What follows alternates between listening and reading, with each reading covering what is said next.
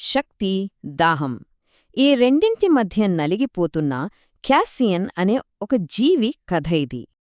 మనలో ఉండే ఒక రాక్షసుణ్ణి కంట్రోల్ చేయడమంటే ఏంటి? దాన్ని బంధించడమా లేక అంగీకరించడమా?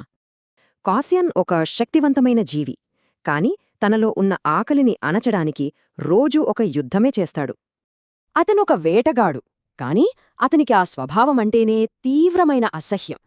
ఒకవైపు మనిషిలా నిగ్రహం, మరోవైపు మృగంలాంటి ఆకలి. ఇది కాసియన్ లోపల జరిగే అసలు యుద్ధం.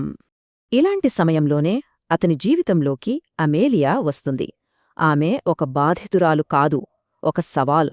అమేలియా చాలా క్లియర్గా చెప్తుంది, నిన్ను కంట్రోల్ చేయడం నా పని కాదు, అది నీ చేతుల్లోనే ఉంది అని. ఆమె అతన్ని మార్చాలని చూడట్లేదు, అతని స్వభావాన్ని అంగీకరించమని సవాలు విసురుతోంది. ఆమె మెల్లగా అంటుంది, పోరాడకు అని. ఆ ఒక్క మాటతో అతని నిగ్రహం సడలిపోతోంది. ఇంకా ఇలా అంటుంది, నీకు కావాల్సింది తీసుకో, ఇది లొంగిపోవటం కాదు, నమ్మకంతో ఇవ్వడం.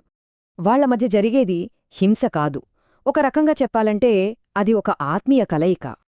ఈ మొత్తం ప్రక్రియ ఒక ఆచారంలా ఉంటుంది. ముందు ఆహ్వానం, తర్వాత లొంగుబాటు, చివరికి సంతృప్తి. ఆ తర్వాత మృగమైతే శాంతపడింది, కాని క్యాసియన్లోని మనిషి మాత్రం గందరగోళంలో పడ్డాడు. ఒక్కసారిగా తనపై తనకే అసహ్యం వేసింది. ఆ ఫీలింగ్ చాలా పదునుగా, చేదుగా అనిపించింది. ఒకవైపు తప్పు చేశానన్న భావన, మరోవైపు అమేలియాతో ఏర్పడిన ఆ బలమైన బంధం.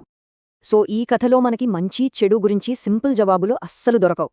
అందుకే ఈ కథ మనల్ని ఒక ప్రశ్నతో వదిలేస్తుంది. అసలు శక్తి అదుపులో ఉంటుందా లేక లొంగిపోవడంలో దొరుకుతుందా?